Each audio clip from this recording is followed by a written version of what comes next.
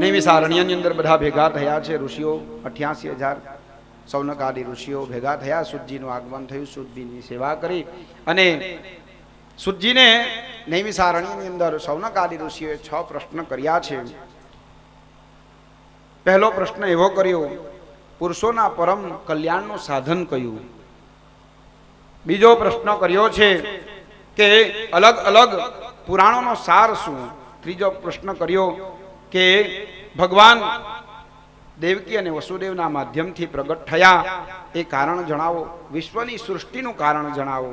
ભગવાને મત્સ્ય આદિ બધા અવતાર લીધા એની કથા કરો. કૃષ્ણનું ચરિત્ર જણાવો.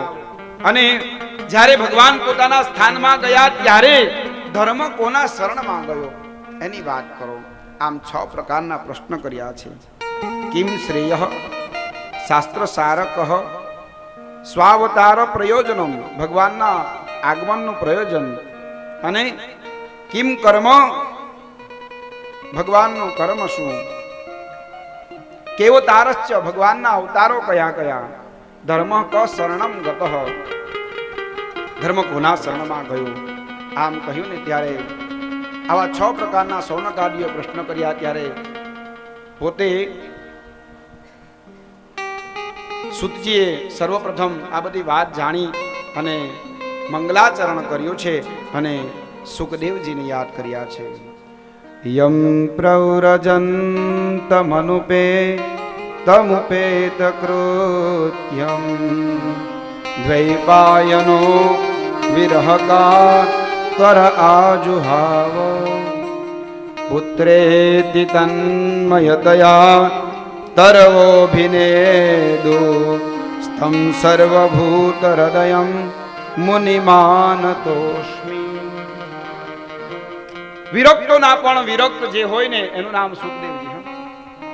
કાલે આપણે સુખદેવજીની વાત કરી કે સુખદેવજી જ્યારે જન્મ્યા જનતાની સાથે જ વૈરાગ તરફ ગયા ને જંગલમાં, ત્યારે એમ કહેવાય પિતાજી પોતે દુખી થયેલા, કાતર થઈ વ્યાસજી પોતાના પુત્રના મોહમાં બૂમ પાડે છે ત્યારે સુખદેવજી જાતે બોલતા નથી પરંતુ એ વૃક્ષોના માધ્યમથી કહેડાવે છે કોણ પુત્રને માયા કેવી. આવા વિરક્તોના પણ વિરક્ત એ સુખદેવજી.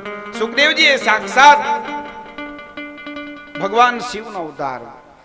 કોઈ કહે શિવનો અવતાર કેવી રીતના, તો એની પાછળ કથા આવી છે. એવી સ્કંદ પુરાણની કથા છે કે પૂર્વકાળની અંદર ઘટના એવી ઘટી કે નારદજી ફરતા ફરતા એક વખતે કૈલાસ પર્વતની અંદર પહોંચી ગયા અને પાર્વતીજીને કહેવા લાગ્યા નારદજી કે ભગવાન મહાદેવ બધી જ વાત તમને કહેતા નથી.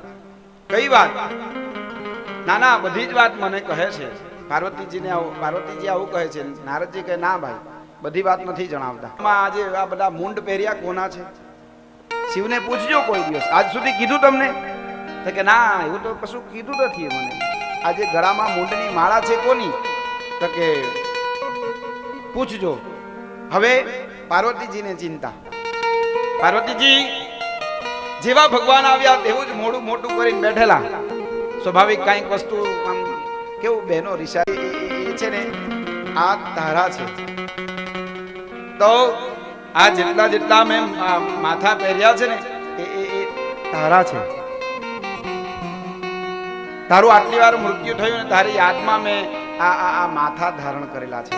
હવે મહાદેવ જેવો પ્રેમી કોઈ કોણ હોય સાહેબ? હે, લોકો કોઈને યાદ રાખે, આ તો માથું સાથે ગળામાં ભેરવીને ફરે. સ્કેટર. લોકો કોઈનો ફોટો રાખે, લોકો કોઈની વસ્તુ રાખે. ભગવાન તો સાક્ષાત ખોપડી એની લઈને ફરે. એટલે મહાદેવ જેવો પ્રેમી કોણ હોય સાહેબ?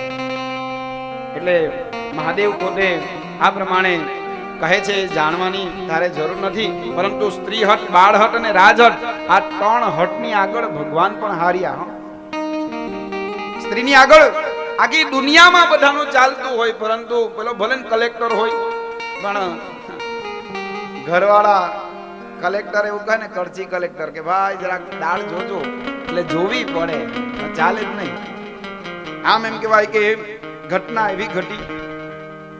વાત લાંબી છે પણ ટૂંકમાં કરું તમને. ભગવાન કહે છે, ભગવાનને પાર્વતીજી એવું કહે કે બધું તમે જો મારા આટલા બધા મૂંડ હોય તો તમારું પણ કઈ હોવું જોઈએ. ભગવાન કે મારું તો કાંઈ એવું છે જ નહીં, કારણ કે ભગવાન કેવા અજન્માનો લોકાંગમ. મહાદેવ તો અજન્મા છે ને, મહાદેવના માટે જન્મ જેવું કઈ છે જ નહીં. પુષ્પદંત મહારાજ કહે છે અજન્માનું લોકાંગમ. મહાદેવનો જન્મ જ નથી, એ સાક્ષાત પરમ તત્વ છે. તો કેમ?